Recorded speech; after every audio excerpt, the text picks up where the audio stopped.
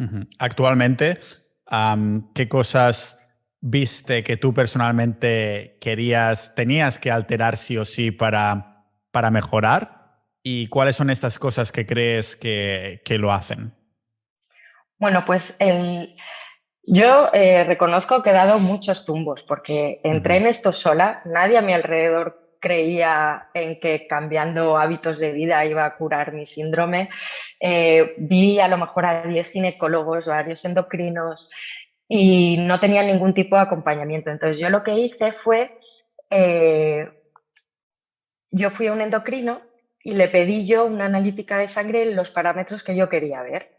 Entonces, yo empecé a hacer cambio de hábitos y cada año yo sabía más, había aprendido más a lo largo del año y cada año yo iba midiéndome más parámetros nuevos en analíticas de sangre, al mismo tiempo que iba analizando mis síntomas. Entonces, al principio, yo lo que pensaba es que yo tendría una resistencia a la insulina. ¿Por qué? Pues porque el 80% de los pacientes con síndrome ovario poliquístico se debe a una resistencia a la insulina. Entonces, lo primero que yo hice fue, bueno, pues voy a entrar en una dieta cetogénica para eliminar la resistencia a la insulina. Lo que pasa es que, según mis analíticas, yo no tenía resistencia a la insulina, pero era la única información que encontraba al respecto del síndrome ovario poliquístico en aquel entonces, que además en España no había nada, no encontraba ningún artículo de ningún médico español, toda la información la extraía de Estados Unidos, que estaban mucho más avanzados.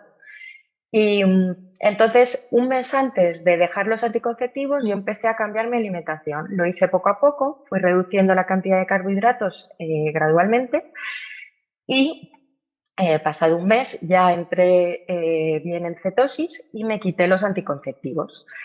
Y a partir de ahí empecé a tener unos cambios en mi cuerpo espectaculares que fueron bonitos, pero al mismo tiempo fueron muy desagradables porque lo viví sola.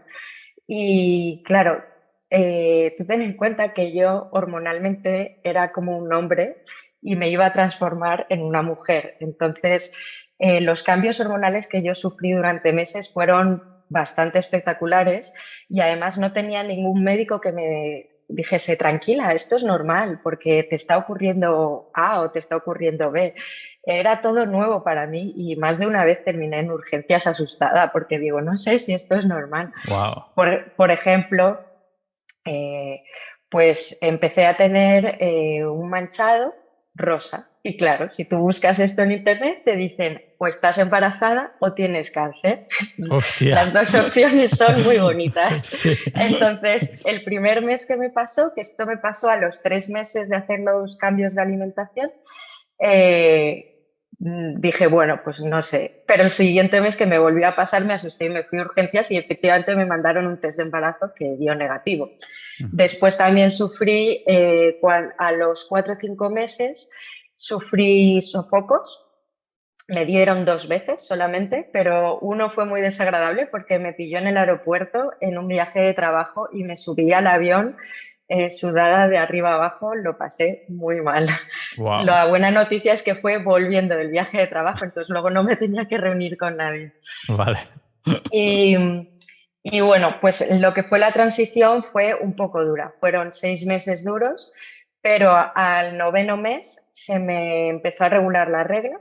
Desde el primer momento se me empezó a regular la regla, pero tenía periodos o de 30 a 35 días o de repente de 60, como si un periodo se me saltase completamente. Y a partir de los 9 meses empecé a tener menstruaciones completamente regulares, pero eran un poco largos los periodos, dentro de la normalidad, pero sí que eran de 33, 35 días. Y a día de hoy, 4 años después, menstruo cada 28, 29 días.